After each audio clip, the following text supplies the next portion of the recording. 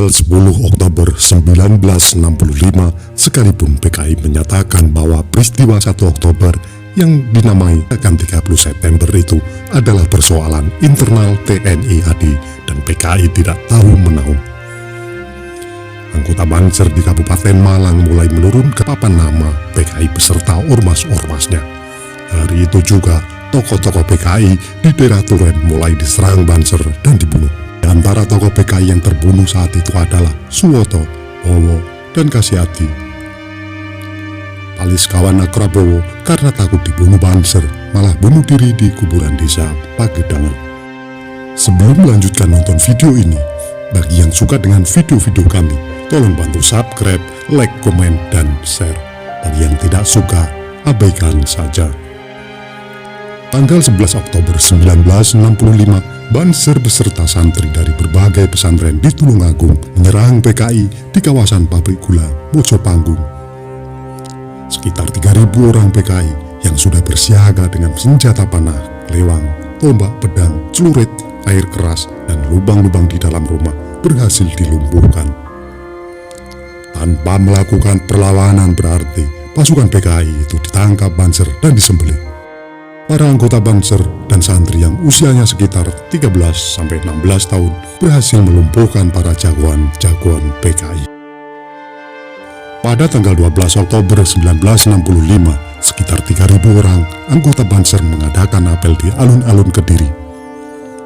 Setelah apel usai, mereka bergerak menurunkan papan nama PKI beserta ormas-ormasnya di sepanjang jalan yang mereka lewati. Di markas PKI di Desa Burungan telah siaga sekitar 5.000 orang PKI dengan bermacam-macam senjata. Iring-iringan Banser yang dipimpin Bintoro, Ubaid, dan Nur Rohim itu kemudian dihadang oleh PKI. Terjadilah bentrok berdarah dalam bentuk tawuran massal. Sekitar 100 orang PKI di sekitar markas itu tewas, sementara di pihak Banser tidak satupun jatuh korban. Dalam peristiwa itu, Banser mendapati pujian dari Letkol Sumarsono, Komandan Brigif 6 Kediri, karena kemenangan mutlak Banser dalam tawuran massal itu.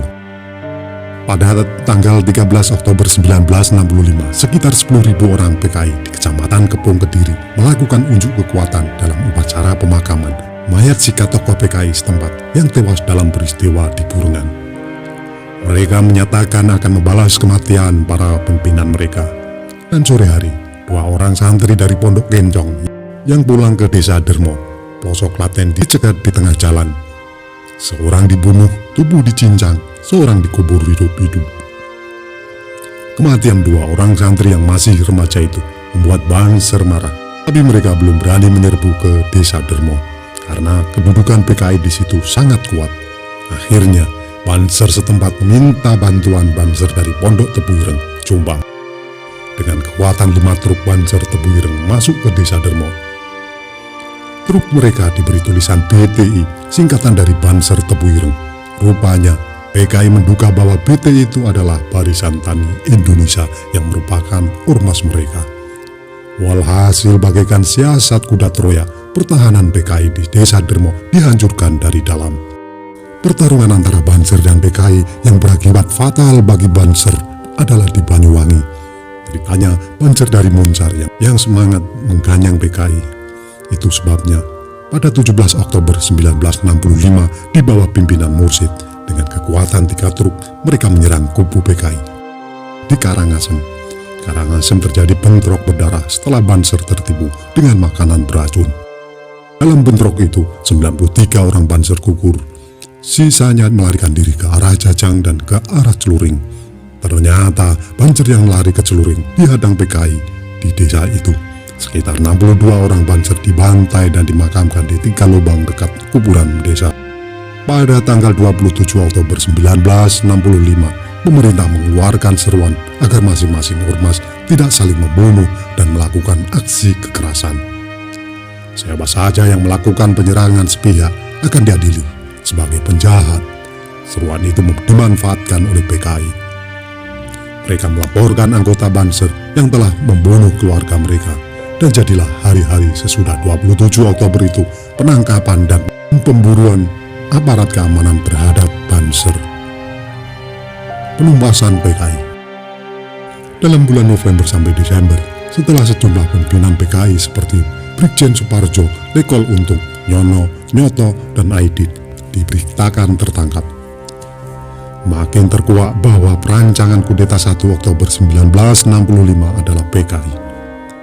Saat itulah pihak ABRI khususnya AD mulai melakukan pembersihan dan penumpasan terhadap PKI beserta ormas-ormasnya. Dan tangan kanan yang digunakan oleh pihak militer itu adalah anak didik mereka sendiri. Dalam hal ini adalah Banser yang memiliki jumlah anggota puluhan ribu orang. Dalam suatu aksi penangkapan dan penumpasan PKI di Kediri misalnya, pihak Angkatan Darat hanya menurunkan 21 personil, sedangkan Banser yang dilibatkan mencapai 20.000 orang lebih.